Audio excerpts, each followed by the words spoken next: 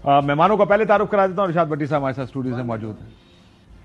Please कहें दोबारा. खुद अपने बारे में ये कहते हैं कि he is the one and only. Mansoor Lahore से, और मंसूर अली खान और मुनीर फारूक साहब भी हमारे साथ लाहौर से मौजूद हैं. इरशाद भट्टी के साथ ये भी हैं, कह देना हम नवा. ये क्यों है अभी तो ये भी कहना पड़ेगा, मुझे यकीन है. भट्टी साहब जरा अभी वो भट्टी साहब ने बॉयज माइंड नहीं करना. भट्टी साहब ने पता ना बीच में वो जुगतों शुगतों वाला प्रोग्राम किया था, हालांकि जुगतों में भी नाकाम रहे और प्रोग्राम भी नहीं चला, लेकिन वो आदत ऐसी पड़ गई भट्टी साहब को कि ये सब स्टैंडर्ड 2 नंबर जुगते मारने की भट्टी साहब को आदत पड़ गई है. कर ले गरीब शादीशुदा लोगों. भट्टी ने ईद हाले तुम मनानी शुरू करती है वैसे, कल याद रखना. लेकिन हम चूंकि ये ईद आने वाली है, ये बताएं, मैं लाहौर से शुरू करूं, फिर फाइनल एनालिसिस. फाइनल नहीं, शम्मा महफिल एंड पे होता है. मुझे ये बताइए ईद के बाद क्या करना है. सबसे पहले सियासी तौर पर आपको लगता है कि ग्रैंड अलायंस कोई तहरीक के चल सकती है? Mansoor, starting with you. सबसे पहले तो बहुत बहुत शुक्रिया काशिफ भाई. दूसरी बात भट्टी साहब, ये एजाज की बात है कि सबसे पहला सवाल जो है मुझसे हुआ है, आप इसको बर्दाश्त करें. दूसरी बात ये कि यार वो भट्टी आगे से कहेगा पानी के हवाले से मैं किनिया चीज़ा बर्दाश्त करा, हर चीज मैंने भी बर्दाश्त करनी पड़ती है.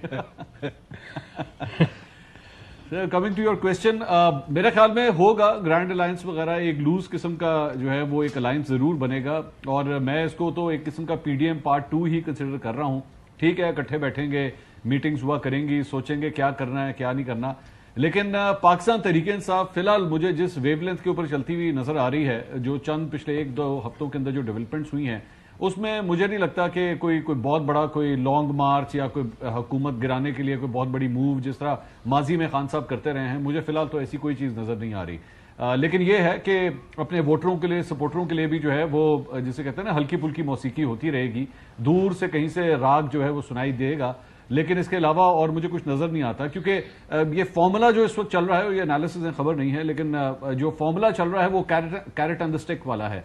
आप अच्छे बच्चे बन के रहें, आपको ब्राउनी पॉइंट्स मिलते रहेंगे. आपने जहां कोई इधर उधर जाके कोई ऐसी वैसी हरकत करने की कोशिश की तो फिर आपको सजा भी मिलेगी, और उसका आपको सुना है कि कोई सेकंड फेज आने वाली है क्रैकडाउन्स की. मैं जरा उसके ऊपर आता हूं, लेकिन एक चीज ये पहले बताते हैं, आपका ख्याल है कि एक लूज सी कोई चीज होगी, कैंपेन टाइप, ज्यादा पोटेंट नहीं होगी, ज्यादा उसका जोर नहीं होगा? हुकूमत कितना अरसा चलते आपको ईद के बाद, क्या आप अगली ईद देखेगी हुकूमत साल गुजार जाएगी या आराम से 5 साल गुजारती है हुकूमत आपके ख्याल?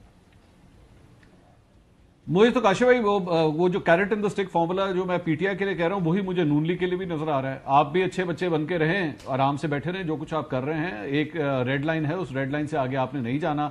ये जो थोड़ी देर के बाद जो ख्यालात आते हैं ना कि हम उनको बुला लेंगे असेंबली में तो हम इनके खिलाफ एक्शन ले लेंगे, उनको भी बुलाया जाना चाहिए, मेरा नहीं ख्याल कि ना ये प्रैक्टिकली होना है. हुकूमत भी ये बात समझ चुकी है, और जिस तरह शहबाज शरीफ साहब की जानिब से जो ठंडी हवाएं आ रही हैं टूवर्ड्स पिंडी और टूवर्ड्स चीफ जस्टिस, तो मुझे तो फिलहाल किसी किस्म का कोई क्लैश फिलहाल तो नजर नहीं आ रहा. लेकिन ऑब्वियसली ये पाकिस्तान है, जिस तरह क्रिकेट में आप प्रेडिक्ट नहीं कर सकते अगली बॉल पे क्या होगा, या पाकिस्तान में भी पॉलिटिक्स के हवाले से प्रेडिक्ट करना बहुत मुश्किल है.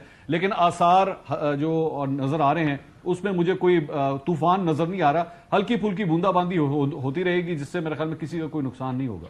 ये देखिए, आपने कहा शहबाज साहब की तरफ से ठंडी हवाएं आ रही है, मैंने सुना है, मैं आता हूं इसके ऊपर कि मियां साहब की तरफ से कोई गर्म हवा तो नहीं आने वाली कि ईद के बाद ही नीड्स टू पार्टी रिस्टोर करने के लिए. लेकिन मैं पहले भट्टी साहब से भी पूछ लूं, भट्टी साहब को हुकूमत कितना चलता देख रहे हैं?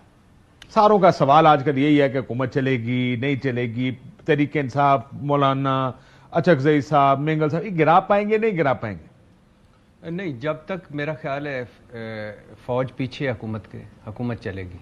हुकूमत के बस में हो तो वो तो शाम से पहले गिर जाए, और हुकूमत ने क्या चलना है ना. जो मसाइल हैं, मुआशी बहरान, सियासी बहरान, दहशत गर्दी का नई लहर, साख का मसला जो सबसे बड़ा है, सारों को पता है फार्म 47 पे खड़ी है हुकूमत है. और जाहिर है मियाँ साहब खुद अपने दिल पे हाथ रख के ये नहीं कह सकते कि मैं जीता हूँ यास्मीन राशिद से, और ये तो कह सकते हैं मैं आ रहा हूँ तुम्हारे.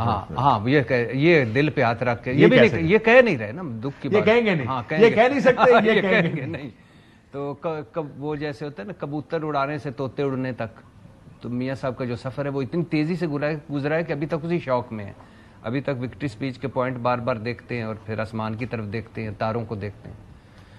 तो अब हुकूमत 5 साल तो بڑا ہی کوئی شہباز شریف صاحب بھی، حالانکہ اچھا مزے کی بات یہ ہے کہ جو نواز شریف کا کیمپ ہے، جس طرح جوید لطیف صاحب ہلکی پھلکی موسیقی پہ گفتگو کر رہے ہوتے ہیں کہ انہوں تک کابینہ بنان دی ساڈے پلے تو ہے ہی کوئی نہ. رانا صاحب کہہ رہے ہیں، رانا ثناء اللہ کہہ رہا ہے کہ سائفر عدت میں نکاح کیس اور توشہ خانہ کیس سزائیں ٹھیک نہیں ہیں، غلط ہیں، اور جس دن بھی جج کے پاس ہے ذرا بھی اس پہ قصب انصاف ہوا تو وہ بری کر دے گا. صرف یہ نہیں، وہ یہ بھی کہہ رہے ہیں کہ محسن نقوی صاحب کی مہربانی ہے کہ وزیر داخلہ بن رہے ہیں، وزیر اعظم بن بن جاتے جاتے ہیں. ہیں. اور یہ بھی ایک ہلکے پھلکے انداز میں کہہ چکے ہیں کہ اسی تیار ہیں، کی پتہ دوبارہ جیل جانا پہ جائے.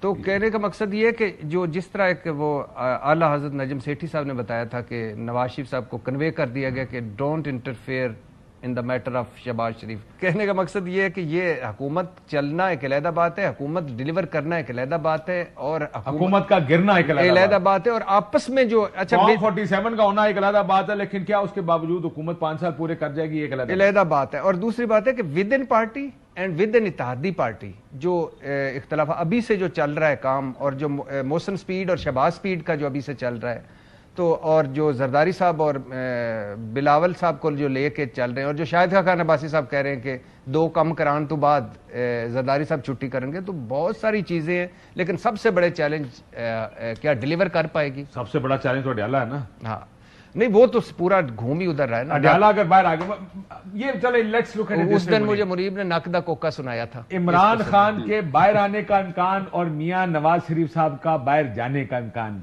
کس حد تک دونوں میں سے زیادہ لائکلی آپ کو کون سا لگتا ہے عید کے بعد، اور اس کے بعد اس کا امپیکٹ آن پالیٹکس؟ منیب قائد صاحب، بنیادی سوال ہے کہ کیسے عمران خان صاحب باہر کیسے نکلیں گے، اور میاں صاحب کا باہر جانے کا کیا ایشو ہے. دیکھیں، جو اس وقت تک کچھ لوگ obviously P M L N میں سے تو نہیں مانیں گے لوگ، خاص طور پر وہ جو پنجاب حکومت کے جو چیپٹر ہے اس کے بہت قریب ہے، لیکن فیکٹ یہ ہے کہ پنجاب کے اندر بھی جو ایک لیول آف فرسٹریشن ہے وہ کہیں کہیں پایا جاتا ہے کہ وہاں پر بھی کچھ باتیں ایسی ضرور ہیں یا ہو رہی ہیں جن سے یہ تاثر ملتا ہے کہ پنجاب کے اندر بھی کوئی 100% مسلم لیگ نون کی کوئی حکومت آزادی کے ساتھ نہیں چل رہی. اور جو شہباز شریف صاحب کا فارمولا ہے وہ تو آپ کو پتا ہے، وہ تو ہے ہی. یار ویسے اگر ان کی توقع آزادی والی ہے تو یہ میری بات سنیں، الیکشن آپ ہار جائیں، آپ کو زبردستی کو لا کے حکومت دے دے، اور اس کے بعد آپ توقع یہ کریں کہ ہون پیچھوں ہٹ جاؤ، تو یہ تو توقع کرنا بھی زیادتی ہے نا. جو لے کے آتے ہیں پھر بھائی اگلے اپنا ایجنڈا بھی رکھتے ہیں، وہ ان کا ایجنڈا ہوتا ہے، وہ چلتا ہے. خواہشات تو قائد صاحب اپنی ساروں کی ہو سکتی ہے نا، میری، آپ کی، بٹی صاحب کی، منصور صاحب کی، خواہشات تو سب کی ہو سکتی ہیں. ویسے بھی جو بن جاتا ہے اس کو تو یاد ہی نہیں رہتا نا کہ میں کیسے آیا تھا. جیسے عمران خان صاحب کو یاد نہیں رہا تھا کچھ عرصہ چلنے کے بعد کہ بھئی میں کیسے آیا تھا. تو اب ظاہری بات ہے یہ حکومت ہے، یہ تو شہباز صاحب کو تو یاد ہے، اسی لیے ان کو جب محسن نقوی صاحب کا معاملہ ان کے سامنے رکھا گیا تو انہوں نے بڑے احتراماً کسی کو کہا کہ جی وہ ایک عہدہ رکھیں گے، تو ان کو کہا کہ نہیں جی وہ دونوں رکھیں گے. تو انہوں نے آگے سے کوئی اس کے اوپر آرگیومنٹ نہیں کیا، تو بڑا آسانی سے ہو گیا، بات ختم ہو گئی.